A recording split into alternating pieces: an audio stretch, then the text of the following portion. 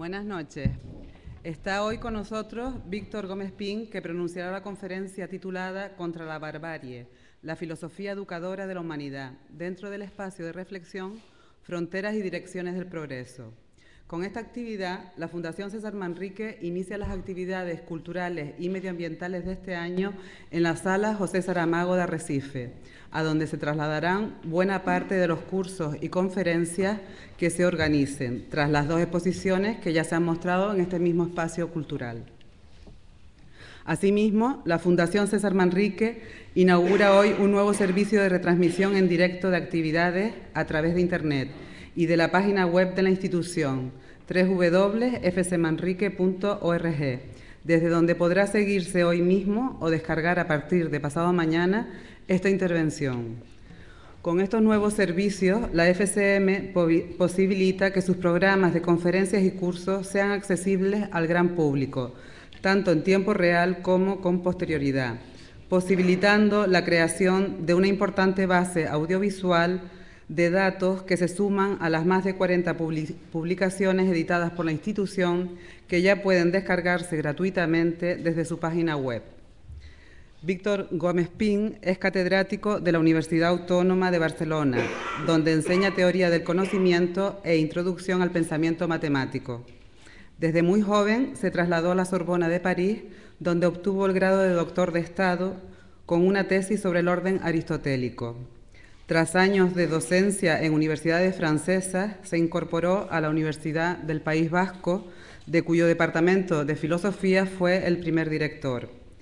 Víctor Gómez Pin es coordinador del Congreso Internacional de Ontología, cuyas ediciones desde hace 16 años han merecido el patrocinio de la UNESCO. Autor de casi una treintena de libros, ha obtenido, entre otros, los premios Anagrama de Ensayo y Espasa de Ensayo. Entre sus obras destacan El drama de la ciudad ideal, Límites de la conciencia, Descartes, la exigencia filosófica y la dignidad. Su última obra, publicada en 2008, se titula Filosofía, interrogaciones que a todos nos conciernen. En el transcurso de su intervención, el conferenciante abordará la educación de la humanidad a través de la filosofía como la posibilidad de que se actualice en cada uno de nosotros el conjunto de potencialidades que nos caracterizan como seres de razón. La FCM quiere agradecer cordialmente la presencia de Víctor Gómez Pin esta noche en el marco de las actividades culturales organizadas por la Fundación César Manrique, y a todos ustedes por su presencia. Como es habitual, una vez finalizada su intervención, se abrirá un tiempo de coloquio. Tiene la palabra nuestro invitado. Buenas noches. ¿Se oye así? ¿Se oye bien? Entonces, si se oye, prefiero estar de pie, porque tengo costumbre de dar mis clases de pie. Bien, ante todo quisiera agradecer la invitación por estar en este lugar, en esta isla, que conozco por haber estado en cierta ocasión en compañía de la persona que lleva el nombre de esta sala, José Saramago, en el momento en que estaba él escribiendo su libro La caverna, libro de amplísimas resonancias filosóficas, y que a mí me produjo, precisamente por mi formación de filósofo, una espléndida impresión. Bien, yo voy aquí, tal como se ha anunciado, a hacer una apología de la filosofía. Es decir, voy a intentar, justificar una tesis que al final viene desde los griegos, cuando menos, a saber que la filosofía es un patrimonio de la humanidad. Y que ¿se oye bien o se altera? Ah, bueno, entonces quizás este. ¿Está abierto? ¿Sí? Apago este entonces, ¿no? No. Vale. De acuerdo. Voy a empezar simplemente por decir, si ustedes hacen una encuesta, si salen a la calle y le preguntan a alguien qué es un filósofo, ¿no?, la respuesta que obtendrán será más o menos la siguiente.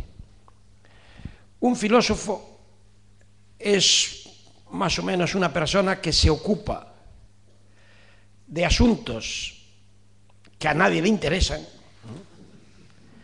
y que, o en todo caso, le interesan a ellos mismos, a los propios filósofos, y se ocupan de esos asuntos con una terminología oscura y que nadie entiende. Es decir, gente que habla en terminología oscura de cosas que a nadie le conciernen. Esta es la idea popular que hay de los filósofos, gente rara y a la cual no se le entiende nada. Bien, yo quisiera empezar por decir que esta presentación, esta idea un poco general y popular de lo que es la filosofía, es injusta, aunque provocada muchas veces por los propios filósofos, o por cierta caricatura de la filosofía que hay. Mi tesis al respecto es que es muy difícil convencer a la gente de que, por el contrario, los filósofos hablan de cosas que a todos conciernen y han de hacerlo con la claridad y distinción, es decir, ausencia de confusión de términos, que caracterizaban el nombre del filósofo casi por antonomasia, que es René Descartes, que exigía claridad y distinción. Entonces, dicho esto, voy a intentar hacer una pequeña introducción a la temática de la filosofía, dando un ejemplo de qué se ocupan los filósofos, cogiendo para ello pues simplemente un paradigma. Quizás, no sé, aquí si hay algunas personas que se ocupan de filosofía, pero en cualquier caso, si a alguien le preguntaran quién es un filósofo, pues dirían quizás Platón, quizás Descartes, suena más o menos, pero en cualquier caso uno de los que sí suena como filósofo fundamentalmente es Aristóteles. Aristóteles es tanto ejemplo de filósofo que de hecho durante siglos se le llamó el filósofo. O sea, los otros filósofos le llamaban el filósofo, como otros profesionales le llaman el maestro en determinadas profesiones. Por ejemplo, se le llamaba a ciertos directores de orquesta el maestro, aunque ellos también eran maestros, sus propios colegas, dijéramos. Pues bien, a Aristóteles se le podía llamar el filósofo, y está bien llamado, pero también se le puede llamar el científico, porque de alguna manera la misma palabra ciencia, tal como la entendemos, es una palabra aristotélica. Es Aristóteles el que nos metió en el camino de este viaje extraordinario de la condición humana, que es la exigencia filosófica y la exigencia científica, tal como nosotros la entendemos. Entonces, antes de volver a la filosofía, una pequeña nota relativa a Aristóteles. Estamos en el año Darwin, saben que se celebra este año el bicentenario de Darwin. Pues bien, se ha dicho, y se dice, y es lógico, que Darwin supone una gran revolución en la concepción del mundo, al considerar que las especies, incluida la humana, nacen y mueren. Es decir, que el tiempo afecta también a las especies y no solo a los individuos. Siempre se había sabido que los individuos nacemos y morimos, pero Aristóteles, por ejemplo, creía que las especies eran eternas. Bien, Darwin es un gran admirador de Aristóteles. Obviamente no da la respuesta al problema, por ejemplo, de la condición humana, no da la misma respuesta que Aristóteles, pero sí sabe que Aristóteles es el que puso el dedo en la llaga, apuntando al problema mismo.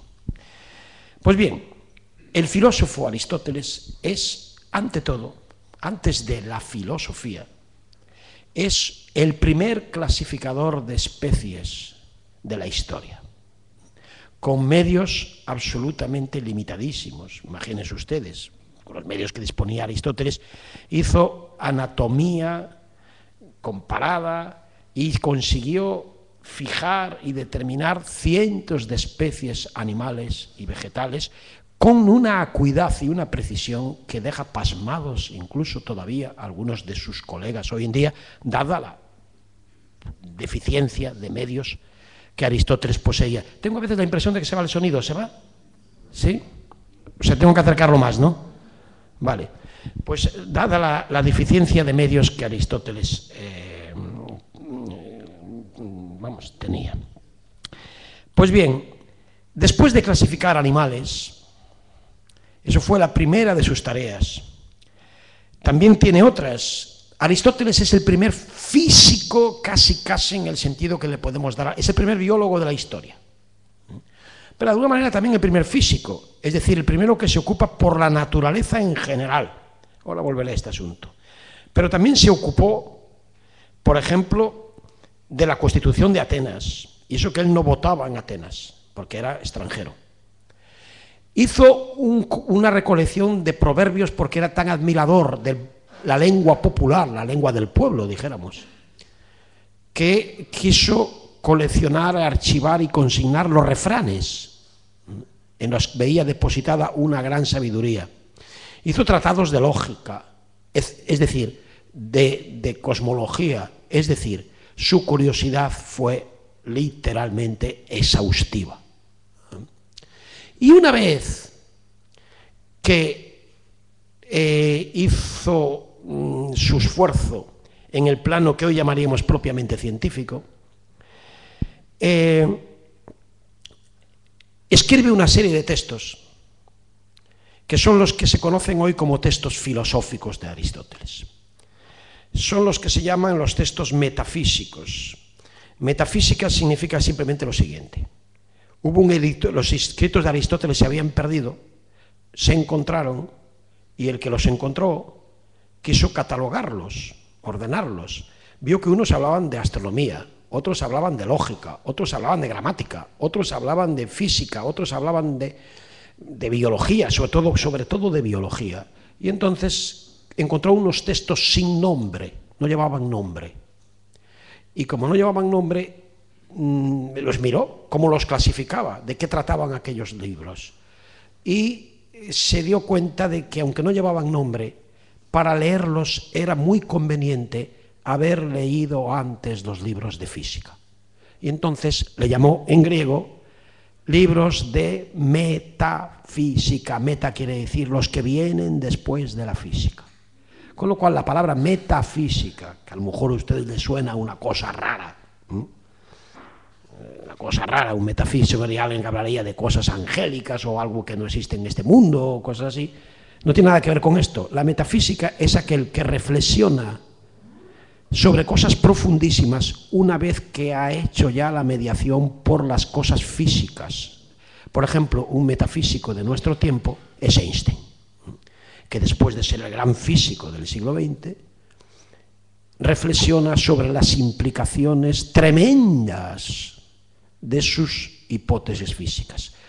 Pues bien, Aristóteles es un metafísico en este sentido. Es alguien que había reflexionado sobre la naturaleza como reflexionan los físicos, y había reflexionado sobre la biología y había clasificado animales.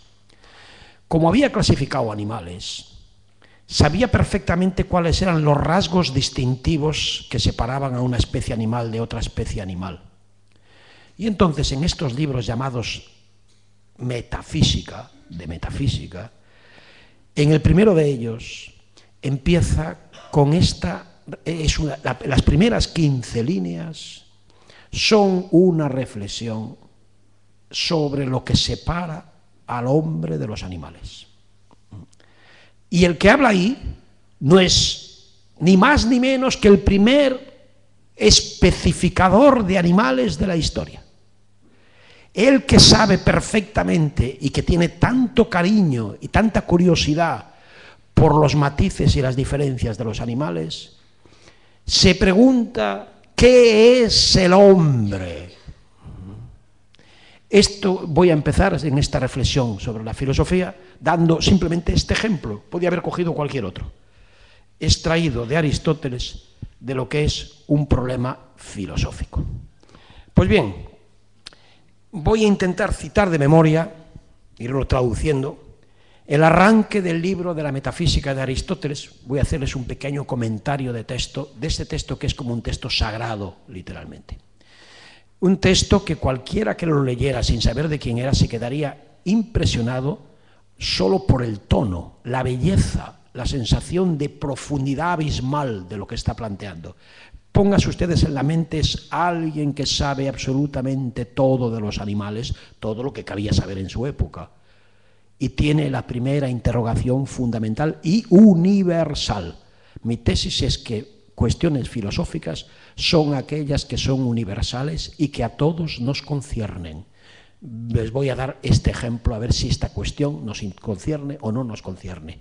Aristóteles empieza bruscamente, sin justificación, efectuando la siguiente afirmación, que la digo en griego, voy a traducirla inmediatamente, simplemente porque no hay manera de traducir esto de una forma unívoca. Es tan matizado lo que dice, tan enorme lo que dice. Empieza con esta declaración de principios. Pantes anthropoi, tu eidenai oregontai phisei. Dice, todos los humanos, todos, oregontai es desean, tienden a, aspiran, necesitan, desean. Y lo que desean es eidenai, que se traduce normalmente, desean saber. Los humanos tienen en la lucidez un objetivo. Esto es una declaración de principio de Aristóteles. Hay una frase que no he pronunciado. Dice, pantos anthropoi, tu eidenai oregontai phisei. Los humanos tienden a saber por su naturaleza. Esa es su naturaleza. Vamos a ver, Aristóteles sabe ya que toda especie quiere realizar su condición.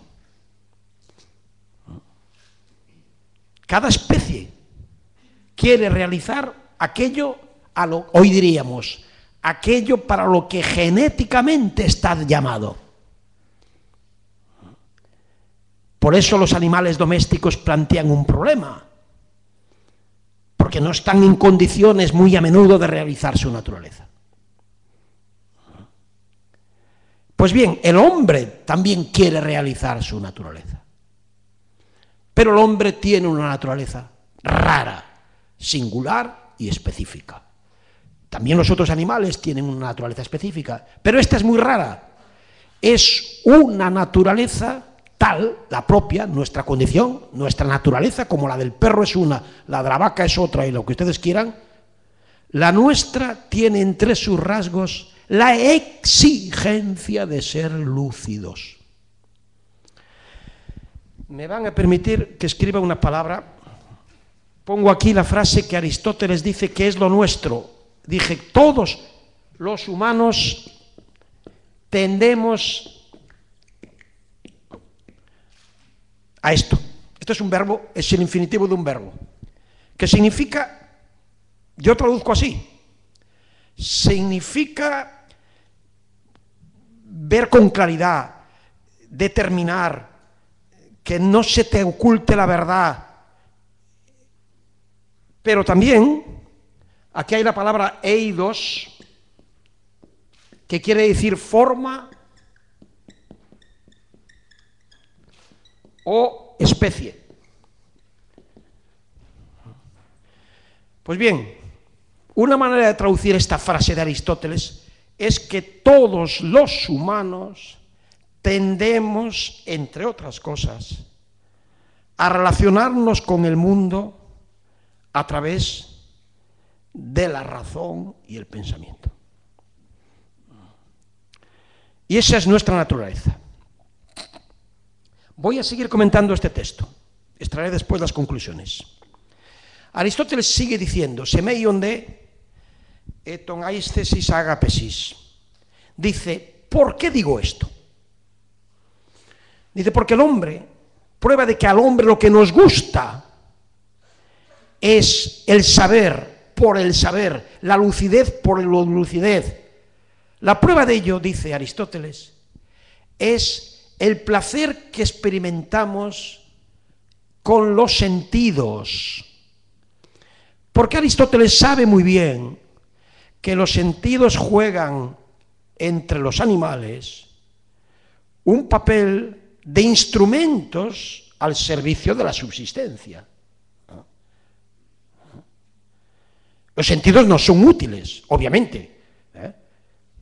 Los sentidos son útiles para los animales. Si no tuvieran la percepción sensorial, no podrían adecuarse al medio. Y nosotros también. Los sentidos no son absolutamente útiles. Pero Aristóteles pretende que en el caso de los humanos, además de las veces en que los sentidos no son útiles, hay muchas otras veces, no pocas sino muchas, en que nos gustan por sí mismos, con independencia de la utilidad que tengan. Y dice, y en particular la vista. Nos gusta ver por ver. Claro que la vista es útil. Pero Aristóteles está convencido de que los humanos nos gusta ver por ver. Recojo esta frase después cuando hablaré del lenguaje.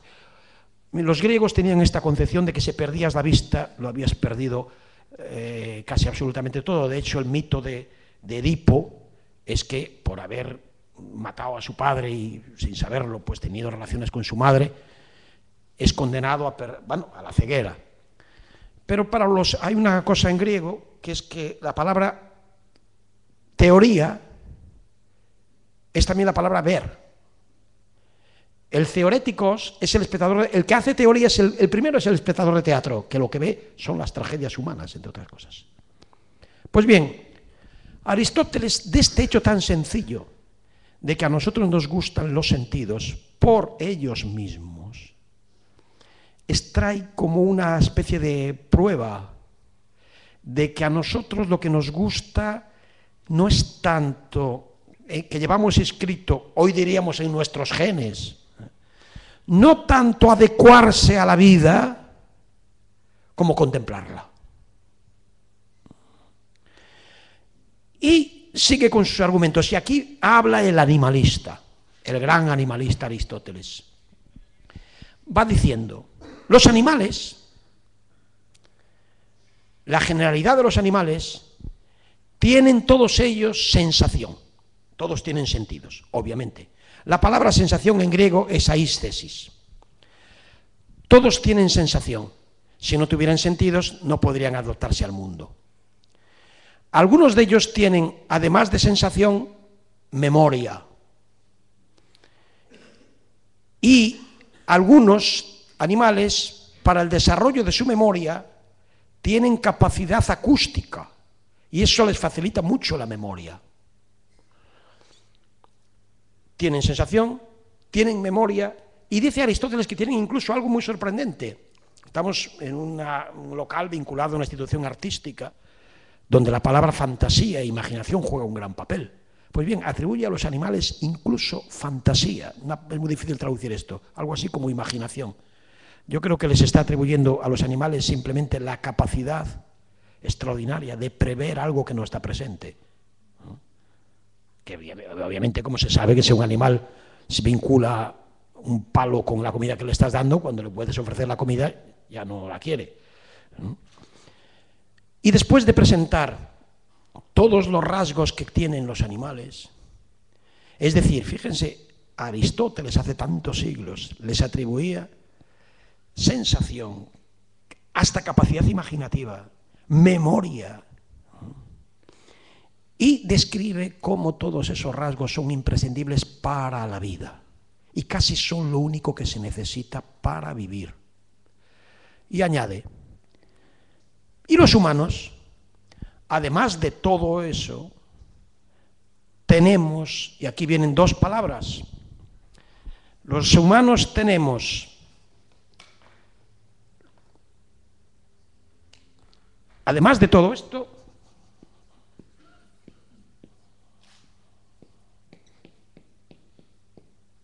voy a ponerlo así,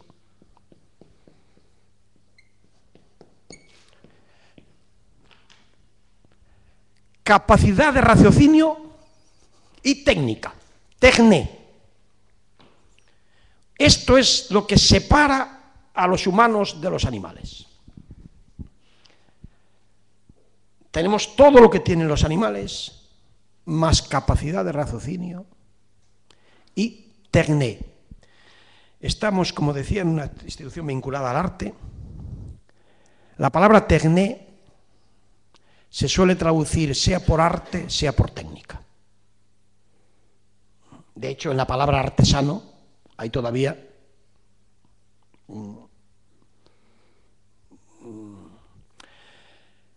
Bien, Aristóteles pretende que esto es lo que escinde, marca la frontera, la barrera entre la animalidad y la humanidad. Voy a contar al respecto una anécdota que no sé si es cierta.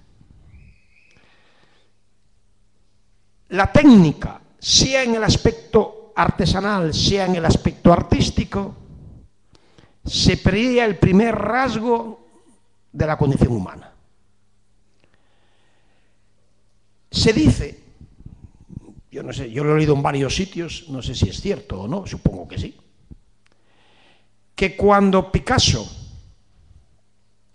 vio un pseudo cuadro, yo digo un pseudo cuadro precisamente por lo que estoy avanzando, que le presentaron un cuadro del cual ya se había hablado bastante, y Picasso al verlo dijo que se lo quería quedar a toda costa porque eso no podía haber sido hecho por un ser humano. Y efectivamente, era al parecer una especie de cuadro pintado por un gorila, creo que llamado Congo, que había tenido en París cierto eco este cuadro, porque decían que si este cuadro, si eso era un cuadro, si eso era arte, entonces estaba rompiendo una de las barreras que separarían a la condición humana de la condición animal, dijéramos, en su inmediatez. Si yo hubiera tenido cuando esa anécdota me la contaron, Picasso había ya fallecido. Si yo hubiera tenido la suerte de haber oído esa anécdota antes de que Picasso hubiera fallecido, me hubiera hecho lo imposible por preguntarle: ¿cómo está usted tan seguro? ¿Cómo está tan seguro de que eso no puede haber sido realizado por un ser humano? Porque vendría a confirmar lo que en estos momentos estoy intentando avanzar, a saber que de la primera pregunta fundamental de Aristóteles, ¿qué es el hombre?, a la interrogación filosófica primera, ¿qué es el hombre?, la respuesta aristotélica de decirnos: el hombre es aquel que tiene la capacidad indisociable de lo que llamamos técnica y lo que llamamos arte por un lado, y por otra parte la capacidad de raciocinio. Y esta capacidad de raciocinio que Aristóteles atribuye al hombre consistiría simplemente en lo siguiente: a diferencia de los demás animales, nosotros nos relacionamos con el mundo teniendo siempre conceptos en la cabeza. Dicho de otra manera, se suele admitir que los animales pueden tener muchísimas virtudes, muchas capacidades, pero carecen de juicio. Por eso no son responsables ante un juez. Se habla de los derechos de los animales, pero a ningún bruto se le ocurre hablar de las obligaciones de los animales, porque se supone que no les atribuyes el juicio, sin el cual no cabe obligación posible. Pues bien, juzgar es simplemente lo siguiente, y esto es el destino humano. Nosotros nos relacionamos con el mundo viendo lo que está delante siempre, reconociendo en cada cosa que está presente la expresión de una idea. Esto es una silla, usted es una persona, esto es la luz, silla, caballo, persona, tijera, mesa, flor. Bien, es una cuestión de principio. Aristóteles cree tener razones para poder afirmar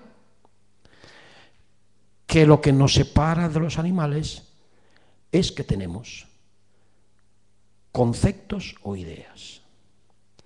Las ideas son lo que nos permiten decir esto es una mesa, esto no es una silla, el caballo es un animal, y con estas ideas vamos todo el tiempo con la cabeza haciendo juicios, todo el tiempo. Es imposible, juzgar es atribuirle a algo un predicado. Esto es un caballo, esto es una silla, esto es una mesa, el caballo es un animal.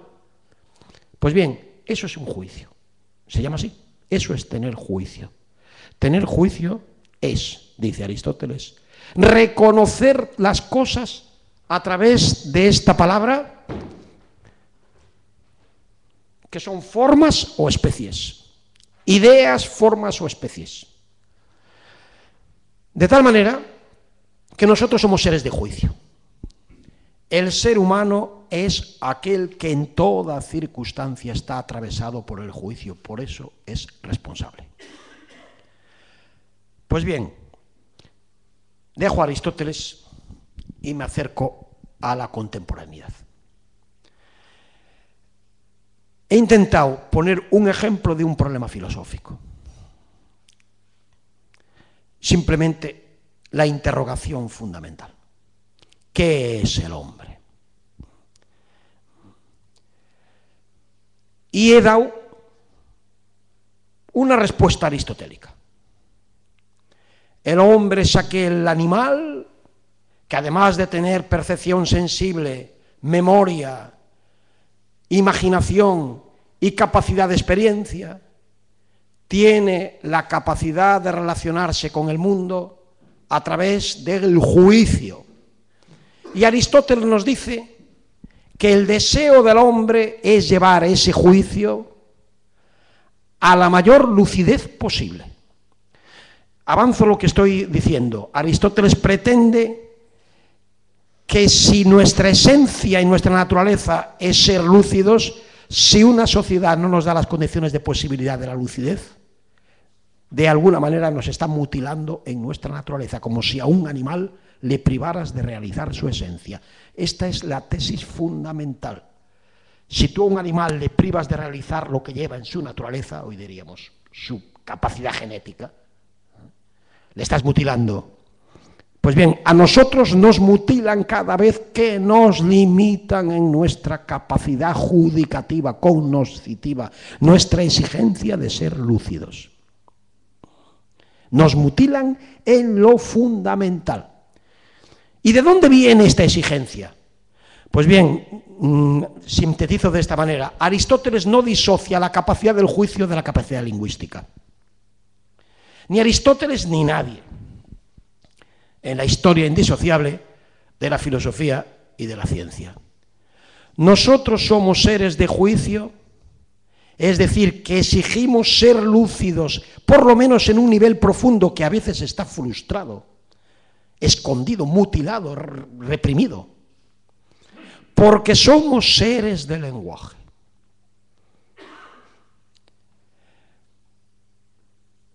Aquí sí que me introduzco en la problemática más directamente contemporánea. ¿Qué es el lenguaje? Casi nadie duda. Hombre, que nosotros somos seres de lenguaje, eso no lo duda nadie. Que estamos atravesados por el lenguaje todo el tiempo, que no te quitas de la cabeza las palabras. Que te gusta el lenguaje. Yo me atrevo a decir que los humanos les gusta hablar por hablar. Muchísimo. Vayas a cualquier taberna. Todo pretexto es bueno para realizar nuestra esencia. Bien, les he dicho que dejaba Aristóteles y sí que creo tener razones para afirmar que en cierta perspectiva, a la vez genética y lingüística contemporánea, se puede decir que nuestra naturaleza es el lenguaje. Que en el lenguaje reside lo único que nos singulariza con respecto a todos los demás animales. A ver si me explico. Se suele decir que estamos muy cerca del chimpancé, y es verdad. Es decir, que coincidimos con él en una enorme parte del código genético. Es una trivialidad, se dice hasta en los periódicos. Se exagera. Coincidimos en la parte del código genético que codifica proteínas, la parte del genoma que codifica proteínas. Hay parte que no coincidimos. Y algunos concluyen, puesto que coincidimos tanto, debemos ser iguales. Otros podemos decir, puesto que mismamente se ve que no somos iguales, en vez de concluir que puesto que hay tanta coincidencia, tenemos que ser iguales. A lo mejor es más honrado decir, puesto que mismamente se ve que no somos iguales. Vamos a intentar encontrar en las pequeñas diferencias cuantitativas las claves de esta enorme diferenciación cualitativa. Se suele hablar del chimpancé, pero yo voy a hablar del ratoncito. Desde el punto de vista de la parte del genoma que codifica proteínas, el ratón ordinario y nosotros somos muy parecidos. No solo cuantitativamente, sino cualitativamente. Pero nadie duda de que un ratoncito no es un ser humano. Cuando se habla de los chimpancés, hay más duda. De los ratoncitos, nadie duda. Pues bien, si a mí se me pregunta, ¿qué respuesta das a esta vieja obsesión aristotélica de decir dónde está la divisoria, la frontera que hace que el ser humano aparezca como una especie rarísima y absolutamente singular en el seno de la evolución? Preciso bien. O sea, no me estoy refiriendo a nada que sea parte de la evolución.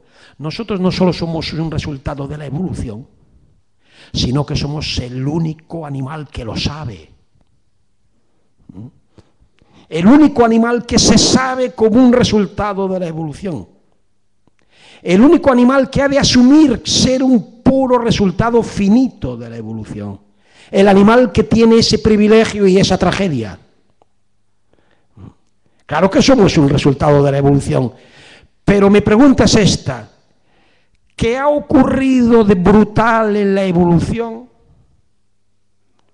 para que a un momento dado haya surgido un animal que reflexiona la evolución y está aquí como esta noche? Fíjense ustedes qué animales más raros, ¿no? Que estamos aquí reunidos preguntándonos ¿cuál es nuestra diferencia en el orden de la evolución? ¿Qué ha pasado en la evolución para que haya un animal tan raro que le gusta ser lúcido respecto a la evolución? Si no, no estaríamos aquí. Vamos a ver si me explico y ahora voy a lo que voy. No hay ninguna necesidad de estar aquí si por necesidad se entiende algo que ayuda a la vida.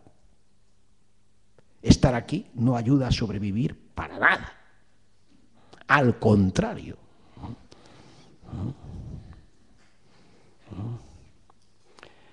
Entonces, ¿por qué estamos aquí? Sino porque nos gusta Eidenai. Bien, nosotros somos ese animal tan raro que se dice, ¿qué pasó con la evolución? ¿Cómo hemos llegado a pensar la evolución? Y decir, somos un producto más de la evolución. ¡Qué raro producto! Entonces, ¿qué pasó? Creo que hay una respuesta. En la historia evolutiva, en la historia del universo, vamos, dijéramos,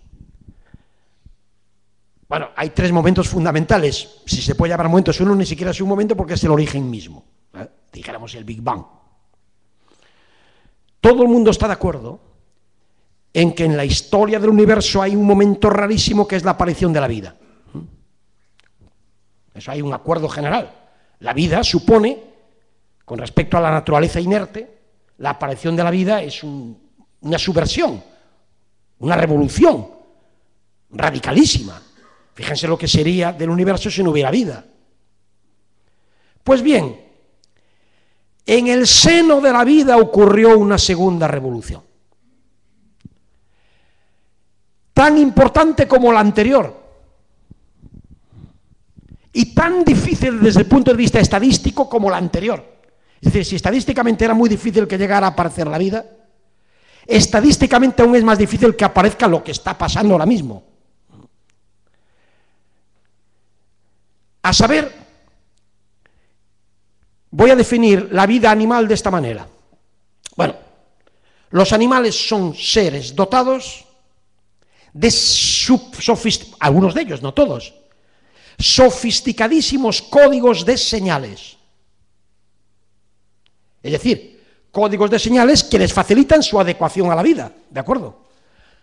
Por ejemplo, el código de señales más sofisticado del reino animal es el de las abejas, es conocido el llamado lenguaje de las abejas. Yo no le llamo lenguaje precisamente por eso, lo que digo ahora es una cosa que tiene su importancia.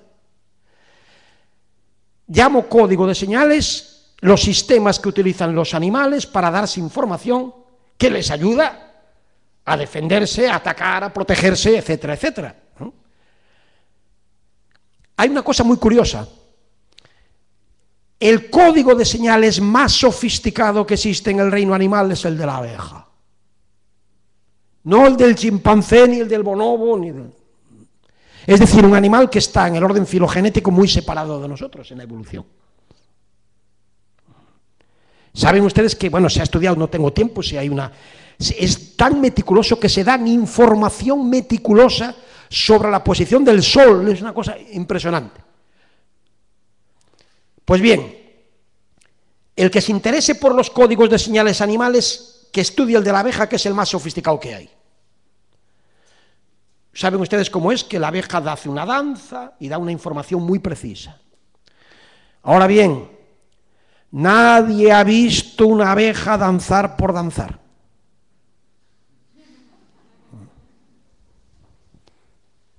Es decir, los códigos de señales de los animales, incluso los códigos de señales más sofisticados, están subordinados a la vida, a la información necesaria para vivir. La abeja danza porque ha descubierto un botín, una flor, que para ello es un botín, y anuncia a las demás que allí hay ese botín. Si no hay ese botín, no danza de nada. Y ese código, no hay ningún placer en ese código, más que justamente es muy operativo, para la vida es buenísimo. Pues bien, me gusta presentar las cosas así. Tiendo a decir que el hombre es ese momento rarísimo de la historia evolutiva, en el cual hace aproximadamente 150.000 años, puede ser que sea en la localidad etíope de Erto, resulta que un código de señales, lo que funcionaba como un código de señales, entiendo por código de señales eso, algo operativo, que servía para la vida, que era útil, que tenía una utilidad, era un instrumento, una cosa que utilizas, lo que es instrumental. Resulta que empezó a tenerse como objetivo a sí mismo, se gustó a sí mismo, el código se gustó a sí mismo. El instrumento dejó de ser instrumento para convertirse en fin en sí. Estoy simplemente recordando algo que cualquier campesino sabe, que la palabra es para los hombres. Hombre dice en griego, antropos, traduzco, que quiere decir hombre y mujer. Para los representantes del ser humano, la palabra es sagrada. Se dice que un hombre sin palabra no es un hombre. Todo el mundo sabe que aquel que instrumentaliza la palabra está perdiendo de alguna manera su dignidad como ser humano. Es curioso, todo el mundo sabe que no se debe instrumentalizar la palabra. ¿Y por qué? ¿Por qué no se debe instrumentalizar la palabra? Si hay quien piensa que el lenguaje es un instrumento. Si el lenguaje fuera un instrumento, utilizarías la palabra mientras te conviniera. Y no se debe instrumentalizar la palabra. No se debe instrumentalizar la palabra, es decir, la palabra es un objetivo. Y no se debe instrumentalizar como consecuencia de lo que acabo de decir, consecuencia ética, no se debe instrumentalizar a los seres de palabra.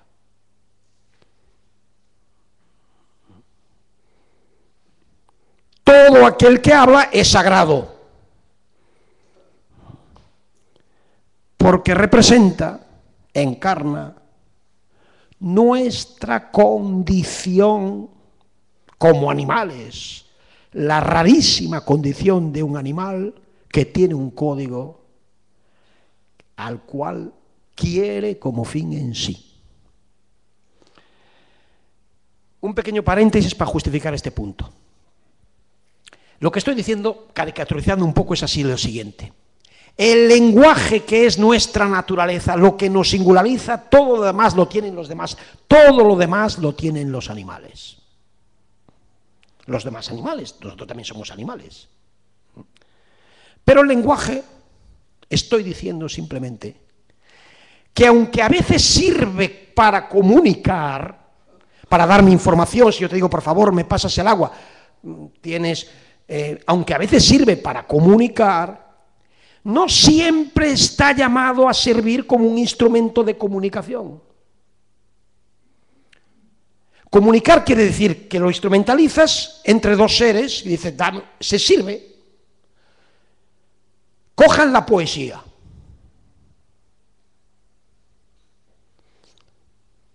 Es obvio que la poesía, si yo empiezo a decir ahora, por las gradas sube Ignacio con toda su muerte a cuestas, buscaba el amanecer y el amanecer no era, busca su perfil seguro y el sueño le desorienta. Uy, perdón, uy. Dios mío. Este es un instrumento.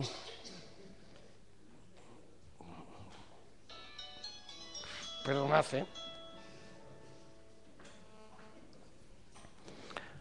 Este es un instrumento de no sé qué. Pues bien, perdonen, Si el lenguaje, decía, tiene facetas en las cuales no sirve para comunicar, o sea, no esa es su función. Y daba el ejemplo tópico de la poesía.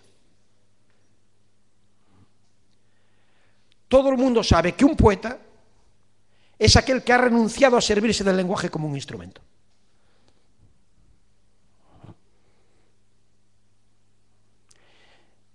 El que usa la palabra no puede ser un poeta. Es poeta el que se pone a su servicio.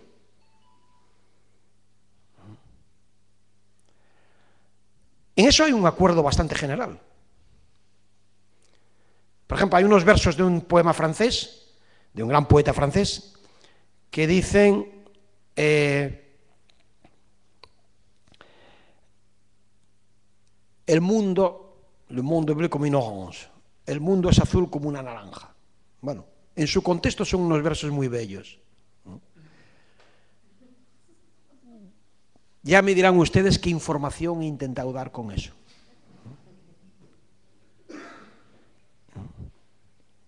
Versos de un gran poeta resistente contra el fascismo, por otro lado. De hecho, su mujer fue después la mujer de Salvador Dalí. Pues bien, si el lenguaje humano no es un instrumento de comunicación, no es un código de señales al servicio de la vida, sino es un objetivo en sí mismo, esto explica dos cosas. La veneración que tenemos por la poesía, que es inherente a todo pueblo esa veneración. No hay pueblo sin poesía. Otra cosa es que la tengamos repudiada. Los niños son espontáneamente sensibles a la magia de las palabras que le gustan por sí mismas. Y otra vertiente que también tenemos repudiada es la fascinación por el saber. La fascinación por el saber, que es la ciencia digna de tal nombre. La ciencia digna de tal nombre está al servicio de una única cosa, de la lucidez y la inteligencia, por el amor de la lucidez y de la inteligencia. Cuando Einstein, en 1905, escribe sus dos textos, uno por el que gana el premio Nobel, que no es el texto de la relatividad, sino el texto de lo que pues llamaría la mecánica cuántica. O sea, él no ganó el premio Nobel por la relatividad. O sea, eso ha sido no era su mayor contribución en la historia de las ideas. En aquel momento, lo que está poniendo de relieve no tenía la menor utilidad práctica. Pero en cambio estaba diciendo algo asombroso para los seres humanos, fascinante para los seres humanos. Estaba diciendo, ustedes han oído hablar de que Einstein relativizó el tiempo, ¿no? Pues bien, la relatividad del tiempo y el espacio significa pura y simplemente lo siguiente, que esto que creemos que es el espacio, una idea de espacio que hay, que coincide con la idea que podíamos tener en la geometría en la escuela, a saber que si aquí nos quitan aquí de nosotros todos, que nos quitamos los que estamos aquí, y se quita hasta la luz, o sea, el campo electromagnético, hacemos como la operación de Dios, pero al revés. En vez de meter en creación, vamos quitándonos todo, ¿no? ¿Qué queda? Pues bien, alguno diría, entonces queda, bueno, entre ellos Kant o Newton, el gran Newton, diría, pues queda una distancia vacía. Pues bien, eso se acabó con Einstein. Eso que creemos que hay y en el cual las cosas son, no tiene realidad física. Es decir, Einstein acaba con la idea que tenemos de lo que es el espacio. Y esto nada tiene, muy poco tiene que ver con la operatividad que pueda tener después la física einsteiniana, que la tuvo después, pero mucho después, por añadidura, como un corolario. Lo que tiene que ver, lo trascendente en la operación einsteiniana, es que nos hace lúcidos sobre ni más ni menos que una cosa tan anclada en nuestras almas como es que hay un espacio en el cual nos insertamos. Plantea el problema del espacio. Bien, yo he titulado esta conferencia Contra la barbarie, la filosofía educadora de la humanidad. Y voy simplemente a una serie de conclusiones. He intentado poner el paradigma de una de las interrogaciones aristotélicas, hay muchas, una de ellas, una de las principales, que separa al hombre del animal, y he avanzado al final, por alusiones, al problema ni más ni menos de si el espacio es de verdad el marco en el cual nos inscribimos, como pensábamos cuando íbamos a la escuela y nos enseñaban geometría euclidiana. Pensábamos que el profesor de geometría hablaba del espacio y que el espacio era un marco vacío en el cual nos inscribíamos, en el cual hay sillas. Esta es una tesis que viene, bueno, eso es Newton, lo que él pensaba, que eran así las cosas. Bien, he dado ejemplos de interrogaciones filosóficas que pretendo que a todos conciernen. Y he dicho que estas interrogaciones que a todos conciernen, digo ¿por qué a todos? No nos concernerían a todos si no fuera cierto lo que Aristóteles dice, que a todos nos gusta ser lúcidos porque lo llevamos hoy, diría, en los genes. Nuestro genoma exige la lucidez. Si no hay lucidez, cualquier psiquiatra sabe que donde no hay lucidez hay síntoma.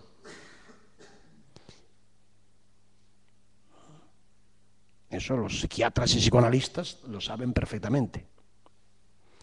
Pero eso que se sabe respecto a los individuos se puede decir perfectamente respecto al orden social. Aristóteles decía que la filosofía no servía para nada. Y efectivamente no sirve para nada. No servía para nada porque decía que era la expresión de la libertad. Era la ciencia de los hombres libres. Es decir, la filosofía es una interrogación más que una respuesta. Y esa interrogación ha de darse en condiciones de libertad. En condiciones de alienación social es imposible que la filosofía esté presente. Ahora bien, si Aristóteles tiene razón, Aristóteles o Chomsky, si en la fertilización del lenguaje, lo que estoy diciendo es que a través de cosas como la poesía o cosas como la ciencia en el sentido que lo entiende Einstein, el lenguaje se enriquece y fertiliza. Entre Garcilaso y Einstein enriquecen y fertilizan el lenguaje. Si el lenguaje es nuestra naturaleza, lo que queremos es enriquecer y fertilizar el lenguaje en nosotros mismos. Por eso es ilegítima toda sociedad que no facilite en todos y cada uno de nosotros la tendencia a la fertilización del lenguaje. Es decir, o conseguimos que Garcilaso y el problema de Einstein, quizás no la precisión técnica, sea el problema de cada uno de nosotros, o si no, simplemente se nos está mutilando en nuestra esencia. Al menos que Aristóteles no tenga razón alguna. Y que nosotros seamos animalitos con un código de señales. Hay quien lo piensa. Hay quien piensa que nosotros somos simplemente animalitos con un código de señales. Es decir, un código de señales que sería muy complejo, muy sofisticado. Pero hay quien ha escrito, un profesor del MIT, de Boston, llamado Brown, que ha escrito que así es las cosas. Es lo que se llama reduccionismo, una interpretación del darwinismo reduccionista, que a estos argumentos que yo he estado avanzando aquí, diría que si hurgas en estos argumentos, al final lo que descubrirás efectivamente efectos de poesía, que son efectos muy complejos, para tener un arma para instrumentalizar, o sea que el lenguaje sería nada más que un arma al servicio de las exigencias de la vida. Y que estas historias del lenguaje como un fin en sí, como un objetivo, serían historias, dijéramos, por las cuales se encubre la maraña de la subsistencia, de la pura subsistencia. Es una cuestión de optimismo o nihilismo. Si se cree que el lenguaje es un código de señales, como lo es el código de señales tan sofisticado de las abejas, repito que por código de señales entiendo exclusivamente un instrumento que, por complejo que sea, está al servicio de la información necesaria para vivir. entonces efectivamente la causa del hombre no merece en absoluto ser erigida, en fin, en sí. Cada uno. La otra perspectiva es que el hombre tiene como destino fertilizar, enriquecer y hacer fructificar los frutos del lenguaje. A esta exigencia se le llama filosofía. En ese sentido, la filosofía ha de ser un patrimonio de la humanidad y ha de ser defendida no solo en Occidente, como suele hacerse, sino en todos los países en los cuales haya simplemente hombres. Y aquí preciso una cuestión elemental. Si aquí vas a la calle y haces una encuesta y dices, ¿qué es más grave, matar a Einstein o matar a un pobre hombre analfabeto, un obrero inmigrante, un adolescente inmigrante que está hecho, que no nunca ha ido a la escuela, que está en condiciones atroces de subsistencia? Todo el mundo respondería que desde el punto de vista ético no hay diferencia. Sería igualmente canallesco. Pero para creérselo, para estar convencido de eso, hay que estar convencidos de que efectivamente Einstein y esta pobre persona en situaciones de degradación y de humillación tienen lo fundamental en común. Es decir, que Einstein está simplemente más informado, pero puede estar más informado y ha fertilizado más su espíritu porque ha tenido las condiciones sociales que se lo han posibilitado. Pero que en lo esencial participa, como ese muchacho, de las estructuras profundas que caracterizan al ser humano.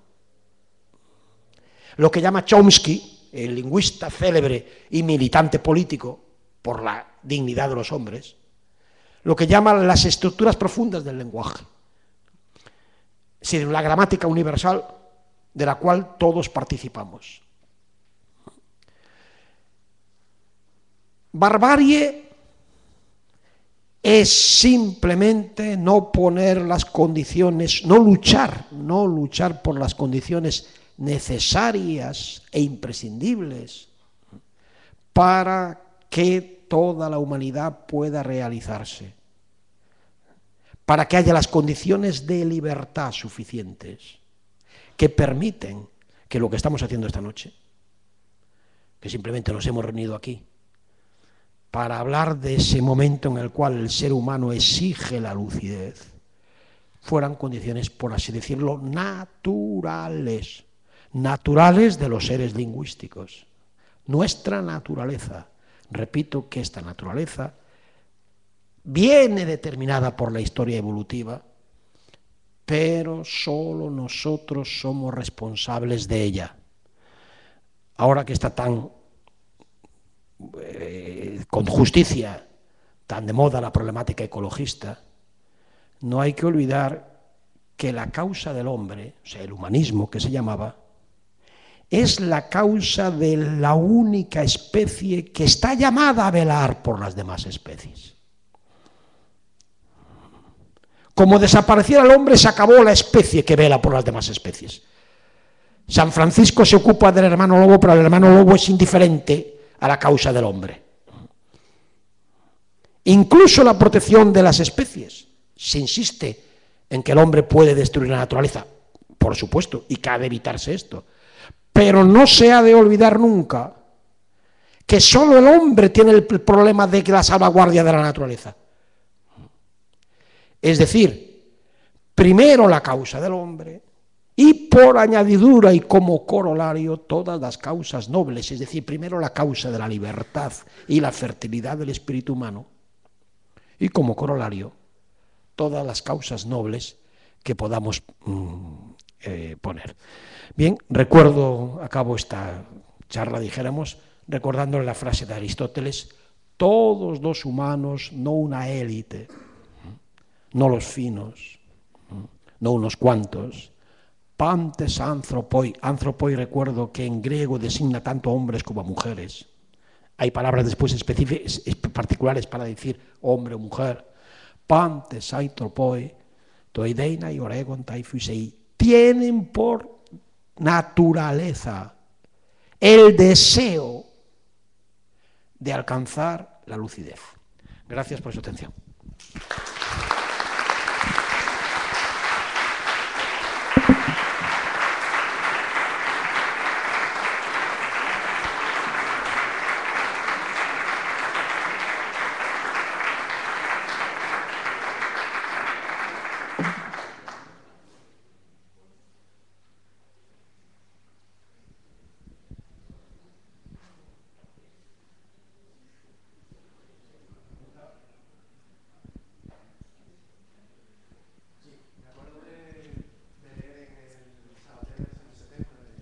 Sabater. Hola, Hola. Me acuerdo de leer en el Sabater de los años 70 algo así como que la filosofía era una rama de la literatura. Conociendo el carácter de Sabater y en esa época...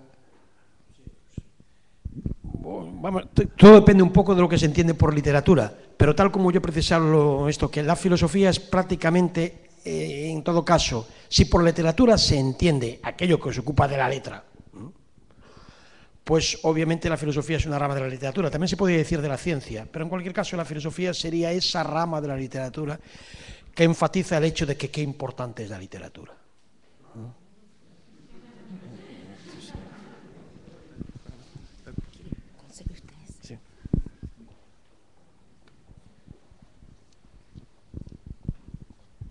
Hola, buenas noches. Creo recordar, no sé si fue Aristóteles, me parece que sí, que dijo que sin una imagen pensar es imposible. Quería saber sin una imagen pensar es imposible. Quería saber su opinión.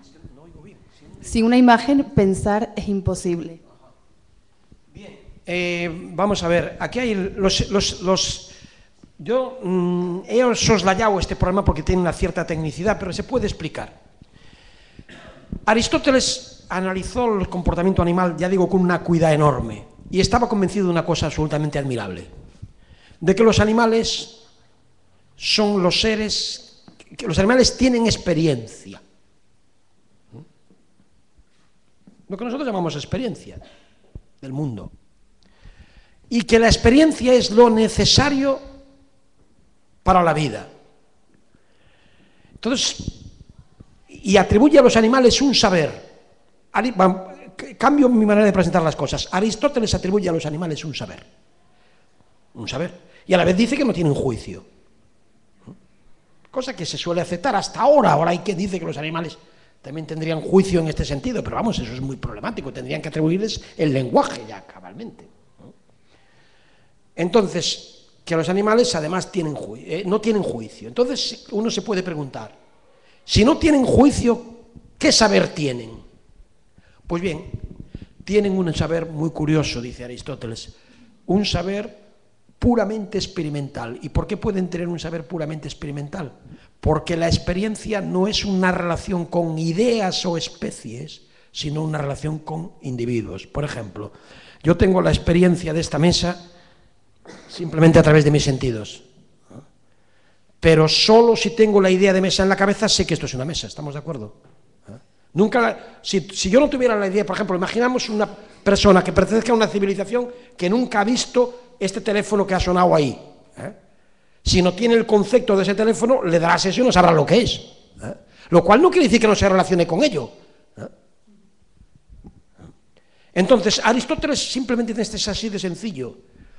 Para la vida se necesita un saber del cual los animales son ricos, que es puramente el saber experimental, del cual no necesita para nada de las ideas. Es más, las ideas, como todo lo que depende del lenguaje, muy a menudo hacen problemática la vida. De hecho, todo el mundo sabe que entre los humanos reinan los melancólicos. Los melancólicos son gente, vamos, o somos, vamos, quien no está amenazado de ese mal. Gente que tiene problemas lingüísticos, es decir, tiene ideas.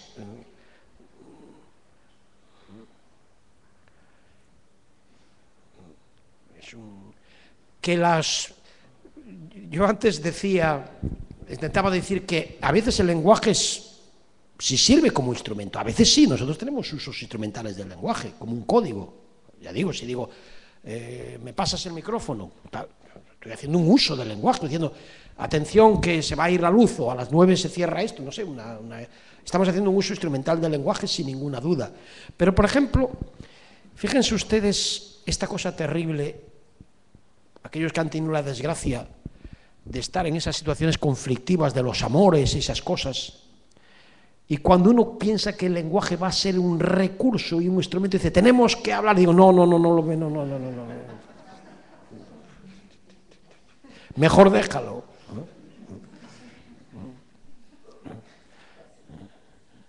Siempre que recurres al lenguaje como un instrumento para las cosas serias, la cosa no funciona. La ciencia adora el lenguaje. Yo digo a mis alumnos, que son de letras, que son, esta división catastrófica que la filosofía jamás aceptará, la división ciencias-letras, es totalmente incompatible con la filosofía. Incompatible decir, esta es una división. Entonces, como les han mutilado la matemática, que era, en principio tendría que haber sido la matemática, la expresión casi del oxígeno del espíritu, como los pobres les han mutilado bajo todos los puntos de vista y les han hecho perder la buena relación con la matemática, que debía ser una cosa fresca, pues entonces llegan a las facultades de letras con fobia de las matemáticas. Y yo intento paliar esa fobia. Entonces le digo, lucha por llegar a tener las primeras ecuaciones de Einstein, que la relatividad restringida son muy sencillas, matemáticamente, y tendrás la misma emoción que Einstein. Pero la misma, no será tú que las has inventado, pero cuando veas tu espíritu, que eso que les estaba diciendo, de que en contra de lo que solemos creer, si nos quitamos, yo digo, la operación esta inversa que les decía de Dios, siempre dice el mito de este magnífico libro de la Biblia, ¿no?, que dice que Dios fue creando cosas, al final las creó nosotros, ¿no? Primero hizo la luz, es decir, el campo electromagnético, está muy bien visto, o sea, es lo primero, después la materia, y al final nosotros como reflejo, está muy bien. Pues bien, ahora imagínense ustedes que hacen la operación inversa, primero nos echan a nosotros, después van a quitar, al final quitan la luz también y tal. Entonces, ¿qué queda? ¿No? Esa inclinación de pensar que queda una distancia vacía, que sería el espacio. Eso no queda. Desde la relatividad general se sabe que eso no puede, que no tiene, ningún físico habla de eso porque eso no tiene realidad física. Pero eso se sabe desde Einstein. Y si pasas por ese momento en que simplemente las fórmulas lingüísticas que van a ser, si no lingüísticas, te hacen percibir esta historia, es una profunda emoción espiritual. Y en esas profundas emociones espirituales es donde se reconoce el lenguaje. Yo enfatizaba lo de la poesía porque eso sí que es más aceptado. Es más aceptado que la poesía es cosa de todos hasta que nos privan de ella. Y en eso consiste la alienación. La alienación consiste en que nos privan, nos quitan, hacen otro, para otros. Nos privan de algo que es nuestro. En el caso de la poesía es bastante aceptado, todo el mundo tiene esa intuición, porque no hay nadie, no hubieras podido ser un ser humano si no hubieras dicho un sí a la palabra a un momento dado. Cuando un niño aprende a hablar, no aprendería a hablar, entraría en una especie de autismo brutal si no tuviera un momento de afirmación, de emoción profunda respecto a los hechos del lenguaje. Es decir, de aceptación de su naturaleza específica, lo que le especifica en el seno de los animales. Después, por razones exclusivamente sociales y políticas, quedamos apartados de esa matriz, de esa fuente, de esa riqueza. Y cuando nos apartan de esa matriz, de esa fuente, de esa riqueza, nos han privado de... nos han sumergido en la barbarie.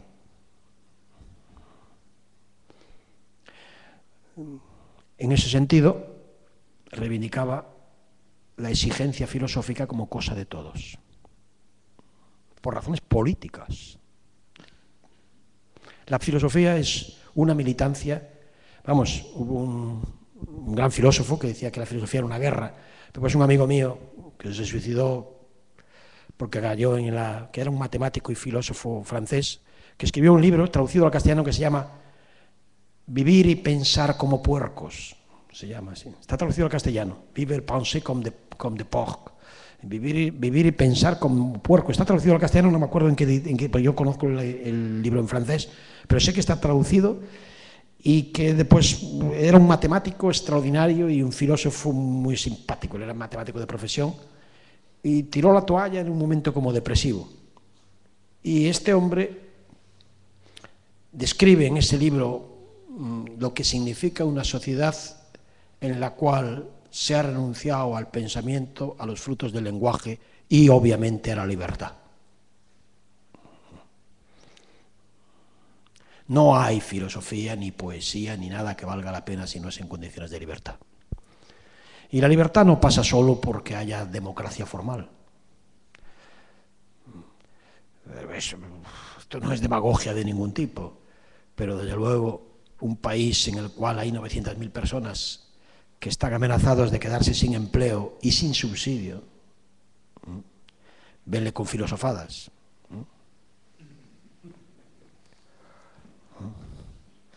Lo cual no quiere decir que no sienta profundamente de que precisamente en esta polaridad entre el trabajo embrutecedor y la búsqueda del trabajo, el ocio más embrutecedor que el trabajo mismo. Esto que inventen un trabajo embrutecedor y un ocio más embrutecedor que el trabajo mismo. Esta alternativa, que se pueda pensar que Garcilaso es para finos.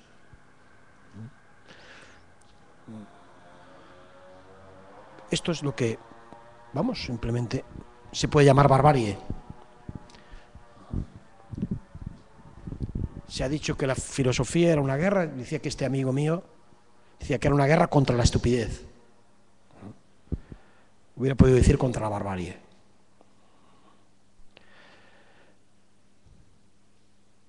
No sé si hay alguna...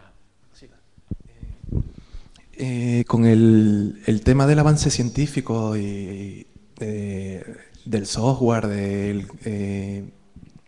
del conocimiento del cerebro y de las emociones, ¿eso puede significar un punto de inflexión en algo con lo que se está avanzando? Vamos, a mí la ciencia, vamos, yo soy un gran defensor de la ciencia, obviamente, vamos, no creo que se nota. Lo digo, la relación entre emociones y Spinoza, bueno, por ejemplo. Quizás les voy a intentar responder de una forma muy... De la misma manera que hay tentativas reduccionistas del ser humano que interpretan el darwinismo. Darwin es muy prudente a la hora de que se saquen consecuencias filosóficas de su tesis científica, pero otros no lo son tanto. E interpretan el darwinismo en un sentido reduccionista. Es decir, que no habría ninguna diferencia cualitativa fundamental. O sea, vamos, el reduccionismo quiere decir lo siguiente, que si tú una vez que igual que ves la diferencia que hay entre el chimpancé y el bonobo, por ejemplo, pues habría la diferencia entre el hombre y el chimpancé y sería del mismo tipo. La no reduccionista es aquella que dice, no, este tipo de diferencia es un tipo de diferencia especial. Entre otras cosas es la diferencia que reflexiona las otras diferencias. Porque que se sepa, el bonobo no reflexiona sobre la diferencia que nosotros nos mantenemos con el chimpancé. Nosotros sí reflexionamos sobre la diferencia que el bonobo tiene con respecto al chimpancé. Y aunque solo sea por esto, pues bien, las interpretaciones reduccionistas del darwinismo son aquellas que prácticamente, y hay gente que tiene una especie de fascinación, yo les llamo repudiadores de la singularidad humana, por alguna razón repudian la humanidad. Es decir, en esta especificidad de alguna manera singular, que podría decir, que ya digo, que viene de la propia evolución, no estoy diciendo otra cosa, no estoy atribuyendo la naturaleza humana a un Dios creador, Estoy diciendo simplemente que la evolución creó un momento subversivo. Pues bien, al igual que esto pasa por el orden de los animales, hay otra tentativa de reduccionismo, igualmente antihumanista, que es la que intenta reducir la inteligencia humana y el lenguaje humano a los llamados lenguajes artificiales e inteligencia artificial. Yo me he ocupado de eso incluso monté un congreso en San Sebastián, en el cual estuvo Saramago justamente hace 2 años. Y bueno, yo tengo alguna razón para ser muy escéptico respecto a que haya una inteligencia artificial, es decir, si los unos suprimen la diferencia jerárquica, dijéramos, entre el animal, entre el hombre y los demás animales, aquí se suprimiría la diferencia, la singularidad. Es como si se dijera que podía haber un lenguaje y una inteligencia fuera de la vida. Entonces, aquí sí que se puede matizar, hay un uso de la palabra inteligencia artificial, hay una inteligencia artificial débil, que no tiene ningún problema, que es cuando efectivamente hay máquinas que podemos instrumentalizar, y la inteligencia artificial en el sentido fuerte es aquellos que piensan que efectivamente habría máquinas susceptibles de llegar a ser Garcilaso. Vamos, yo creo que todo eso es un desideratum, y además me da la impresión, pero que no las hay, así de sencillo. Es decir, no hay una máquina de Turing que haya pasado, no hay una máquina que haya pasado lo que se llama el test de Turing. Pero bueno, pero no las hay. Segunda, que me parece que la apuesta es porque las haya, es muy curioso, es como si en el ser humano hubiera una pulsión por no asumirse en su singularidad trágica. Este es un animal muy raro. Como animal no valemos un pimiento. Ya se sabe, vamos, es que no sé, hay un médico en la sala, pero cualquiera lo sabe, un animal que nace prematuramente, ya me dirás tú a mí. Un animal que no tiene ni la menor posibilidad de sobrevivir si lo deja solo, eso naturalmente da, eso para empezar. Y después no solo eso, aquí ¿quién no sufre aquí? Porque claro, ese Homo erectus, pero aquí de la espalda ¿quién no sufre? Eso es una calamidad absolutamente... Hasta el mantenerse erguido es causa de... Nosotros, vamos a ver, estoy haciendo una broma, pero una broma como todas las bromas. Quiero decir que nosotros en reivindicarnos como animales no tenemos mucho interés, porque somos malos como animales. Un animal, dijéramos, poco adaptado, en divorcio con la naturaleza, con unas manías tremendas. Fíjese usted qué animal más raro, fíjese usted el caso de los irlandeses, que se murieron de hambre antes de comer otra cosa que patatas. Bueno, es que eso, no sé si ustedes han estado en Irlanda, yo estaba obsesionado, cuando estuve en una época en Irlanda y yo me veía allí, la historia de Irlanda, digo, pero esta gente que está rodeado de mar por todos lados, que aquí tal, ¿cómo es posible? Saben ustedes, la hambruna de la patata, que emigraron, 2 millones se murieron, nosotros emigraron, bueno, y todavía hay más irlandeses en Nueva York que en la propia Irlanda. Entonces, es decir, a mí todas las explicaciones que me daban históricas, ninguna me convencía. Ninguna me convencía. Porque, a decir, se murieron por símbolos, de alguna manera. Un animal poco adaptado y que es verdad, o sea, ahí sí que, vamos a decir, un animal que es capaz de destruir la naturaleza, ¿no? Obviamente, y de salvarla, ¿no? Cuidado, de destruirla y de salvarla, conscientemente, o por lo menos un tiempo, ¿no? O por lo menos proponérselo. O sea, la ecología es un proyecto humanista. Es un corolario del humanismo. Y era un corolario de las actitudes políticas democráticas y de izquierdas. Ha dejado de serlo a lo mejor, o a lo mejor a veces se ha sustituido. Pero vamos, a nadie se le ocurría que si luchabas por la... ¿Quién no va a querer una naturaleza armoniosa si quieres al ser humano sano? Si quieres al ser humano, naturalmente que quieres que la naturaleza en la cual vive sea lo más armoniosa posible, obviamente. Pero como corolario.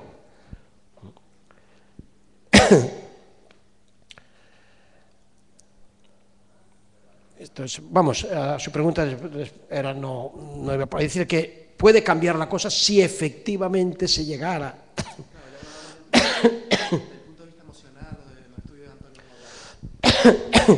Damasio, sí. Pero vamos, la cuestión emocional, vamos a ver. El hombre es una inteligencia que llamaba Zubiri, el filósofo Zubiri, sentiente. O sea, yo aquí he reivindicado la singularidad del lenguaje, pero antes los que me hablaran, por ejemplo, de intentar reducir el cerebro casi a una máquina o un ordenador, aquí sí que reivindico mi animalidad. O sea, la vida. Es muy curioso. El problema del humanismo y el problema de la filosofía tiene como premisa esto. Simplemente saber que la vida supuso una revolución muy seria y el lenguaje una revolución no menor. No menor. Cosa que tampoco es tan rara. Fíjense ustedes piensen por un momento, ahora que, vamos, la ciencia en estos momentos habla solo en términos estadísticos, las condiciones de posibilidad de que se diera una cosa como el Big Bang. Bueno, pues no. Pero fíjense ustedes las condiciones de posibilidad de que se dé una circunstancia como la de esta noche. Estamos aquí reunidos, pues 60 personas, 70 personas, los que estemos. Llevamos aquí hora y media dándole vueltas a la cuestión de si el lenguaje nos singulariza para intentar plantear un problema filosófico. Rarísimo. Desde el punto de vista de la economía evolutiva, o sea, desde el punto de vista de la adaptación de las especies, esto es Vamos a ver, esto no sirve para nada.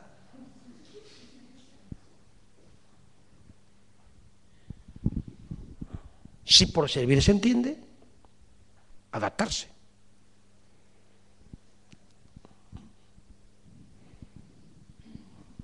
Sí.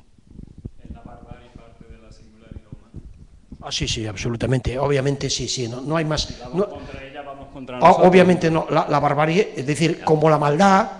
Yo me recuerdo que cuando este caso siniestro de este hombre de Austria, a mí me hicieron una entrevista en televisión española, me vinieron a mi casa allí en Barcelona a ver qué pensaba yo de esto y me dijo, porque me dijo la chica, que muy amable, ella empezó antes ya de hablar, o sea, ella me cogió y me dijo que este animal, digo, no, este es un señor muy humano, esto solo lo hace un ser humano.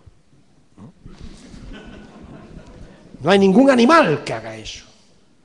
O sea, yo soy un devoto lector del escritor francés Marcel Proust, que decía, entre otras cosas, frases tan tremendas como estos, respecto a la función de la palabra y de la literatura. Usted que me preguntaba antes. Dice, cuando de escribir se trata, o sea, cuando se trata de enfrentarse a la palabra, uno es escrupuloso, huye de todo aquello que le aparta de la verdad. Pero mientras solo se trata de la vida, dice, uno se arruina, enferma, se destruye por mentiras. Bien, esta polaridad, yo me acuerdo que le dije a esta chica que me vino a entrevistar, dije, mira, vamos a ver, hay dos modalidades terribles de la condición humana. Uno es Marcel Proust, que acabó su vida así, de esta forma, más de realmente se murió en su obra prácticamente. Decía que el destino del hombre es enfrentarse, que hay caminos sinuosos que nos conducen a la verdad o a la muerte. Y dice, afortunados aquellos que han descubierto la primera antes que la segunda, y para quienes, por cercanas que se hallen la una de la otra, la hora de la verdad sonó antes que la hora de la muerte. O sea, la hora de la verdad, afortunados aquellos. Dice, a todo el mundo le sonará la hora de la verdad, pero algunos, por desgracia, solo la tendrán en el momento de la muerte. Entonces es el momento de la lucidez, dijéramos. Entonces escribe Marcel Proust. Yo me acuerdo que le decía a esta chica, la condición humana en su pura singularidad se puede traducir en ese esplendor de Marcel Proust, consagrando su vida a escribir un libro tan grande como Las 1001 noches, en la cual se sintetiza la exigencia literaria narrativa y la exigencia poética. Es un libro tan poético como descriptivo. Y esta persona,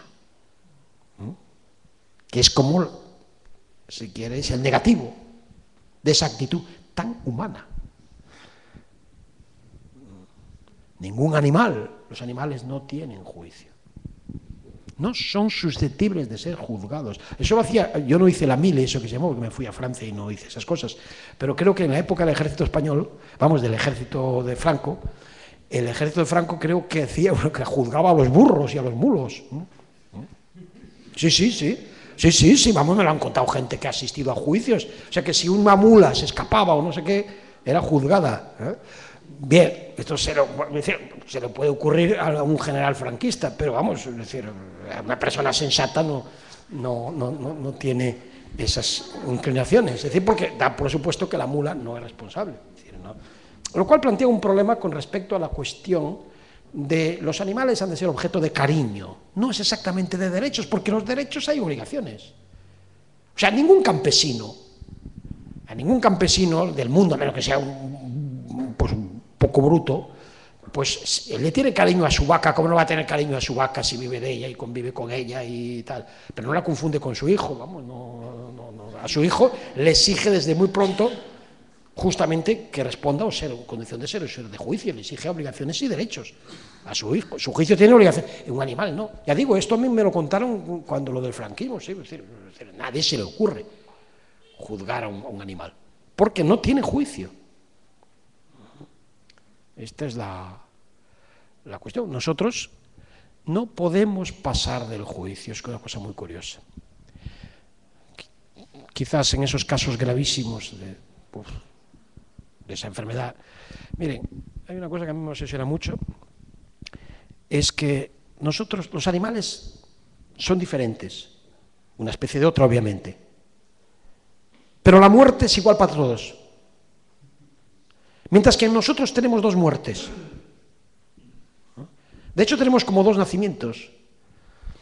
Nacemos biológicamente y después nacemos al lenguaje. Eso lo sabe todo padre, toda madre que ve a su niño cuando está insertándose en el orden lingüístico, que es como un renacer. También tenemos una muerte específica. Esta cosa terrible que provoca la idea del Alzheimer, por ese sentimiento de que nosotros, aparte de morir biológicamente, con nosotros se va el lenguaje, la palabra. Además, curioso, el Alzheimer, yo he conocido dos personas muy cercanas, uno un eminente artista y otro un eminente matemático, medalla Fields de matemáticas, que han sido, uno era mi amigo y el otro mi maestro. Y los dos murieron de lo mismo, a la misma edad, y prácticamente eran amigos además, porque se habían conocido y tenían puntos en común. Uno como artista, estoy hablando de Eduardo Chillida y del matemático René Thom. Murieron a la misma edad en una especie de brutal y cruel pérdida que naturalmente conlleva una melancolía. Y una melancolía porque ves que se te va el juicio. Entonces, Cioran también, sí. Es muy curioso porque cruelmente se da, yo he conocido varias personas, cita otro, un filósofo muy amigo de Fernando Savater, sobre el cual hizo su tesis. Es curioso, es como si se hubiera cebado en personas de particular acuidad espiritual e intelectual, es como una cosa que es vivida automáticamente como una melancolía tremenda, que no la produciría la amenaza de muerte física, posiblemente. Pues nada, decía que este señor es una persona y por eso está bien que sea juzgado. Y además creo que ni siquiera se le hace un bien. Yo si fuera su abogado defensor, ni siquiera creo que, yo intentaría por dignidad de él, o sea, por justamente, pese a todo, reivindicar su humanidad. No creo que fuera bueno empezar a decir que no tiene juicio, que es un loco, ¿entiendes? O sea, irresponsabilizarle. Yo creo que no sería ni siquiera bueno para él. aceptado el veredicto, la condena. Cosa que le honra, o sea, las cosas claras, es decir, asumir, ¿no? Asumir el tu ser de juicio. Ahora empieza a decir que yo estaba loco y tal, loco, ¿hasta qué punto? Hay muy difícil estar loco, ¿no? Hay un poco de todo.